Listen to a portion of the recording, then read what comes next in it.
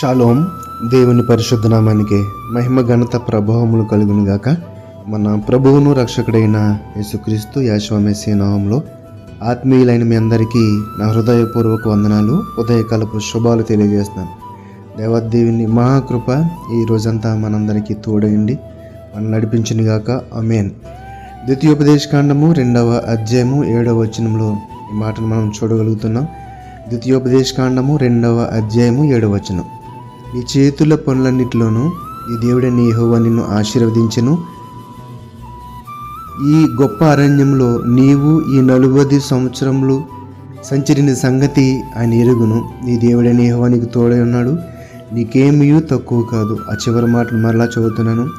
నీ దేవుడైన యెహోవా నీకు తోడై ఉన్నాడు, నీకేమీ తక్కువ కాదు. ఈ మాటలో ఎంత గొప్ప అర్థం మనందరికీ ఆ యొక్క ఇశ్రాయేలీయులను మరి తండ్రి అయిన దేవుడు ఈ యొక్క ఐగుప్తు దేశం నుండి, ఆ బానిసత్వం నుండి విడుదల కలిగించి మరి ఆ పాలు తేనెలు ప్రవహించి కనాన దేశంలో నడిపిస్తున్న క్రమంలో 40 సంవత్సరములు వారు ఆ అరణ్యంలో తిరిగినట్టు సంచరించినట్లుగా మనం చూస్తున్నాం. వారి యొక్క విధానాలను బట్టి, వారు చేసిన పనులను బట్టి తక్కువ సమయంలో వెళ్ళవలసిన వారు అయినప్పటికీ 40 సంవత్సరాలు అక్కడ సంచరించవలసి వచ్చింది. ఆయనను దేవుడు వారిని విడిచిపెట్టకుండా నీ దేవుడైన యెహోవా నీకు తోడై ఉన్నాడు, నీకేమీ తక్కువ కాదు. వారు అరణ్యంలో సంచరించినప్పుడు వారు తింటకు ఆహారమును, తాగుటకు నీరును, వారికి వస్త్రముల విషయంలోనూ, వారు ఉండే అన్ని విషయంలోనూ కూడా దేవుడు ఏ విషయంలోనూ కూడా తక్కువ చేయలేదు, అన్నీ కూడా సమృద్ధిగా సమకూర్చాడు. ఇక్కడ చెప్పబడుతున్న మాట అదే మోషేతో, నీ దేవుడైన యెహోవా నీకు తోడై ఉన్నాడు, నీకేమీ తక్కువ కాదు. మన జీవితాల్లో కూడా అనేక సార్లు మన ప్రయాణం కూడా ఆ యొక్క అరణ్యంలో 40 సంవత్సరాల ప్రయాణం లాగా, అనగా ఒక భయంకరమైన దుఃఖము, ఒక వేదన, సంతోషమైన స్థితిని మనము అనుభవిస్తూ ఉంటాం. అయితే దేవుడి రోజు మనకిస్తున్న ఆ ఈ గొప్ప ఆదరణ మాట ఏంటో తెలుసండి. మన దేవుడైన యెహోవా మనకు తోడై ఉన్నాడు, మనకేమీ తక్కువ కాదు. బహుశా ఈరోజు ఈ క్షణంలో నీకు తక్కువగా ఉందేమో, లోటు ఉందేమో, కొద్ది ఉందేమో, కానీ ఆయన నమ్మదగిన వాడు కనుక దానిని, ఆ స్థితిని అలాగే కొనసాగకుండా తగిన సమయంలో నిన్ను రెట్టింపు దీవెనతో ఆశీర్వదించే గొప్ప మనసున్న దేవుడు మన దేవుడు, జీవముగలవాడు కనుక మాట ఇచ్చి తప్పేవాడు కాదు. అలాగే లోకా సువార్త 22వ అధ్యాయము 35వ వచనం కూడా చదువుతున్నాను. లోకా సువార్త 22వ అధ్యాయము 35వ వచనం. మరియు ఆయన సంచియు జాలియు చెప్పులను లేకుండా నేను మిమ్మల్ని పంపినప్పుడు మీకు ఏమైనాను తక్కువైనా అని వారిని అడిగాను. వారు ఏమీ తక్కువ కాలేదనరి.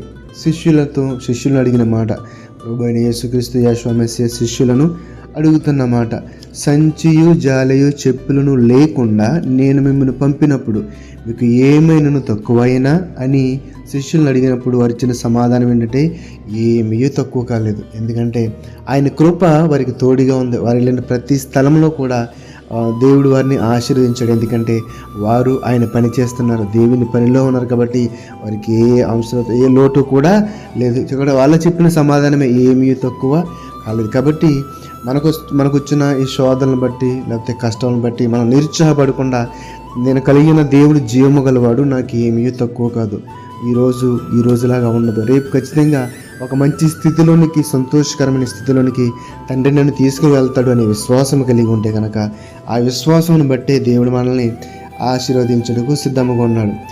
అపోస్తలుడైన పౌలు తిమోతికి రాసిన 2వ పత్రిక 2వ అధ్యాయం 13 క్షమించండి 2 తిమోతి 2వ అధ్యాయం 13 వచనం అన్నాడు కదా, మనము నమ్మదగిన వారమైనను ఆయన నమ్మదగిన వాడుగా ఉండును, తన స్వభావనకు విరోధముగా ఏదీ చేయలేదు. ఆయన నమ్మదగిన వాడు. మనము ఆయన నమ్మదగిన వారిగా ఉన్నప్పటికీ, విశ్వాసం లేని వారికి ఉన్నప్పటికీ ఆయన నమ్మదగిన వాడు, ఆయన దీర్ఘశాంతుడు. కాబట్టి మన జీవితంలో మనము ఏది జరగదని కోరుకుంటున్నామో అది తగిన సమయంలో ఖచ్చితంగా ఆయన జరిగించి మనల్ని ఆశీర్వదించి దీవించడానికి సిద్ధంగా ఉన్నాడు. కాబట్టి నిరుత్సాహమైన స్థితిలో, సమాధానం లేని స్థితిలో, సంతోషం లేని స్థితిలో నీవు ఉంటే గనక ఈరోజు దేవుడు నీతో చెప్తున్న మాట, నేను నీకు తోడై ఉన్నాను, నీకేమీ తక్కువ కాదు. ఈ మాట ద్వారా మీరు ఆదరించబడ్డారని నమ్ముచున్నాను. ప్రార్థనాపూర్వకంగా ఉండి దేవుని మేలు పొందుకోండి. ఈ మాటను దేవుడు మన జీవితంలో ఫదిలపరిచి ఆశీర్వదించిన గాక. ఆమేన్.